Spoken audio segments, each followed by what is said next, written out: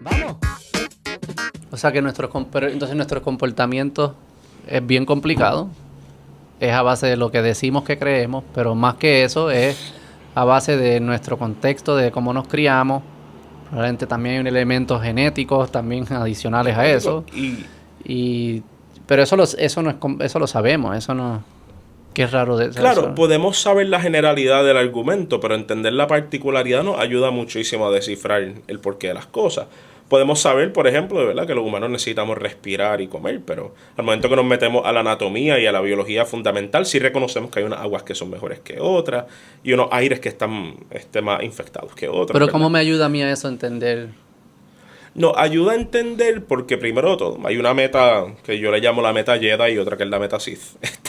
La meta Jedi, pues mira, por el amor al arte y decir qué interesante, vemos cómo estos comportamientos emanan de estos contextos particulares.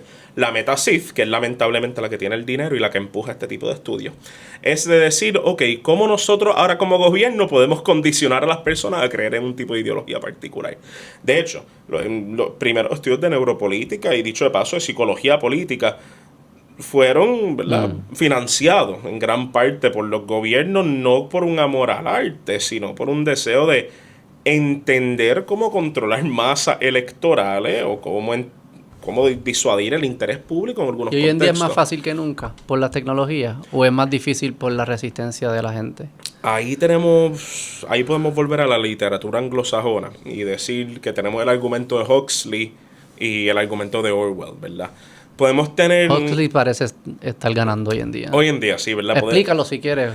Brave New World y 1984. Precisamente, en el caso de Orwell, pues está la idea de que las masas, vamos a llamarlo así, pero usar lenguaje marxista, ¿verdad?, serían oprimidas por un gobierno que es plenipotenciario y que tiene todos los poderes y capacidad de ejercer poderes sobre las personas y tiene un control total sobre la información, ¿verdad? Eso es algo que vemos en países dictatoriales, postdictatoriales como Corea del Norte y... China, el Credit Score. Sí, sin duda alguna también. Ahora, también vemos el otro ejemplo, el de Huxley, donde no necesitamos una estructura gigantesca para controlar las cosas, cuando es cuestión de regar desinformación o regar una confluencia, luchas de informaciones, que el conflicto entre ellas va a ser tanto que las personas van a estar confundidas y van a ser conformistas. Pero el de Huxley también tenía algo como... Porque ellos cogían los embrios y le hacían algo en el proceso cuando te estabas desarrollando antes de nacer. Sí. Y para que cuando lo que te tocara vivir te gustara. O sea, que era como el placer eres esclavo del placer y sí, como se siente bien, pues no te vas a quejar que te tocó esa vida porque a ti te gusta. Esto en la psicología política es lo que llaman hard conditioning versus soft conditioning, ¿verdad? Hard conditioning, vamos a pensarlo, vamos a pensar un accidente de carro, ¿verdad? Vamos a decir que hard conditioning es, tú estás guiando a un exceso de velocidad, chocaste, el policía te detiene y te dice, muy mal, aquí está tu multa, by the way, apeligraste las vidas de otras personas, vamos a llevarte a la cárcel, lo que fuese, etcétera, ¿verdad?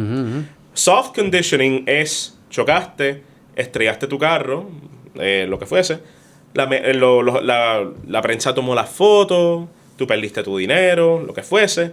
El Estado no tiene que castigarte, por ejemplo, para que tú sepas que eso es una actitud que el Estado no desea de ti. Un ejemplo de eso, ¿verdad? Y pues lo vemos también a nivel financiero, ¿verdad? La misma discusión de la inflación y todas esas cosas. La idea es que el poder se puede manifestar, sea directamente con el Estado castigándote o amenazándote para hacer algo, o con el Estado condicionando tu contexto tanto como para que tú simplemente obedezcas y ya, porque te es placentero, porque te es justo, porque te es necesario. Hay un filósofo británico que se llama... Ajá. En el de Huxley no sería más que a mí me hubiesen preprogramado que no me gustara guiar rápido. O sea, que yo no soy libre de mis gustos. Mis gustos son producto de lo que alguien quería que fuesen mis gustos. Claro, pero y por ende, yo ni siento que estoy siendo esclavizado porque son mis gustos. Pero notamos que en el libro de Huxley esa inversión es constante. No era simplemente cuando era un embrio, era, ¿verdad? Ellos seguían incentivando que hubieran industrias que trajeran estos placeres. Válgame, en la mitología griega estaba el jardín de los lotus, donde los héroes entraban a este jardín lleno de ninfas, con comida, vino, lo que fuese, y abandonaban su odisea, abandonaban su encomienda, pues se sentían bien, y pues las ninfas drenaban la vida y lo que fuese, eran animales vampíricos, ¿verdad? Ese es el argumento auxiliano, ¿verdad? Pero es medio trágico decirlo, pero en la contemporaneidad existen ambas fuentes de poder. Y existen muchas veces en concurrencia. No necesitamos una hiperdictadura en un lado o un gobierno hiperplacentero en otro. O sea, las dos caras de la moneda se pueden ver en muchos gobiernos. Pero es bien curioso cómo identificar la que es la de 1984. Es fácil identificar. Quizás es fácil desde afuera. Quizás la gente que ha vivido en Corea del Norte antes de salir dicen lo que nosotros no sabemos es que existía otra forma de vivir. Pensábamos que esta era la única forma. O que quizás estoy viéndolo desde afuera. Pero me parece que la de 1984 es fácil identificar cuando cruzó una línea que se fue a lo loco. La otra, como se siente, cómo uno sabe que cruzó una línea de tener demasiados placeres. Eso es como que esto es bien cristiano casi. Es sí, como no, y yo creo que la discusión política no se puede enajenar de las discusiones morales, porque los ordenamientos políticos, lamentablemente, yo digo lamentablemente a la luz de todo lo que se está discutiendo últimamente, tienden a ser reflejos de los paradigmas normativos y morales que un supuesto grupo de gente o sus gobernantes tienen, ¿verdad? Ahora, en el caso de ese tipo de gobernanza, es medio trágico decirlo, pero usualmente son las personas de afuera las que se dan cuenta. Los que, alguien, qué sé yo, que quizás viviera en Sudáfrica o Egipto o Turquía, que mira el estilo de vida estadounidense y puertorriqueño y pues puede identificar una divergencia con cómo él está criado, ¿verdad? Históricamente los académicos que han sido extranjeros o enajenados son los que casi siempre logran descifrar estas cosas. Pero podemos ser realistas y decir que, mira, muchas veces en el caso estadounidense es cuestión de follow the money. También podemos ver que hay muchos consumos que el puertorriqueño, que el ciudadano estadounidense promedio efectúa, que van a un fondo que le pertenece a una compañía particular, que dicho de paso financia un partido particular, que este partido al llegar a los escaños políticos le facilita la vida empresarial a la compañía. Son cosas evidenciables. Yo creo que hay suficiente evidencia para nosotros poder, nosotros en contexto racional, decir sí, mira, me están gobernando mediante placeres. La gran pregunta es, ¿nos importa? Sí, no, pero eso es lo que yo me refería primero. Es más eso, sí nos debe importar.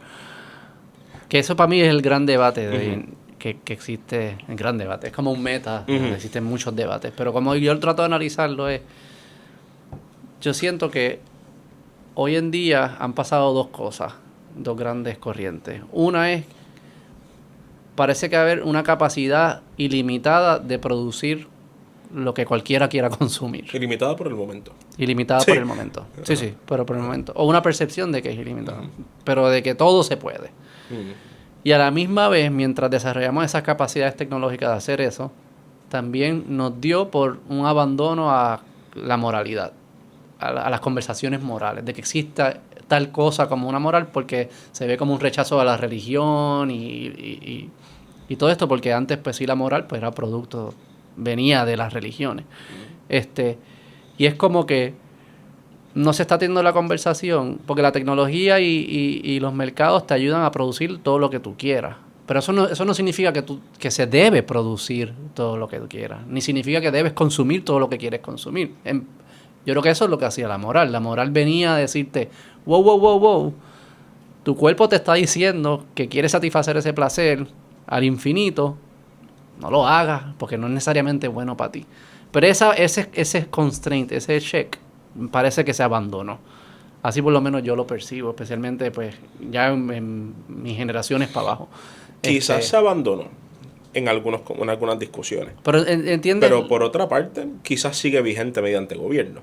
La moralidad, como la conocemos, no es simplemente ese, ¿verdad? Pero cultural me refiero, sí, mediante gobierno quizás. Sí, o sea, porque para que exista una ley o para que exista una actuación gubernamental, un proyecto ejecutivo, un mandato, una acción de un ejército, contrario a lo que nosotros pensemos de que existe este imaginario de alguien con total autoridad que puede hacer lo que le da la gana, siempre tiene que haber lo que llamamos una causa de guerra justa, ¿verdad?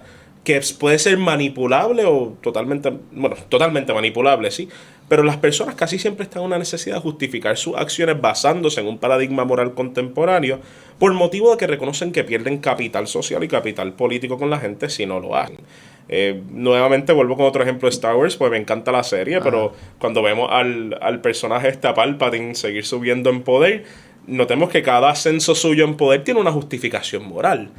Tengo que hacerme Chancellor con todos los poderes porque ahora estamos en una época de guerra y las personas no pueden responder a tiempo. Y eso es bien común a nivel histórico, ¿verdad? Eso es como ascendió Hitler, como ascendió Franco, entre muchas otras cosas. Siempre hay una causa moral. Yo no creo que la moralidad se ha enajenado del discurso político. Sí creo que se ha morfado con el discurso político.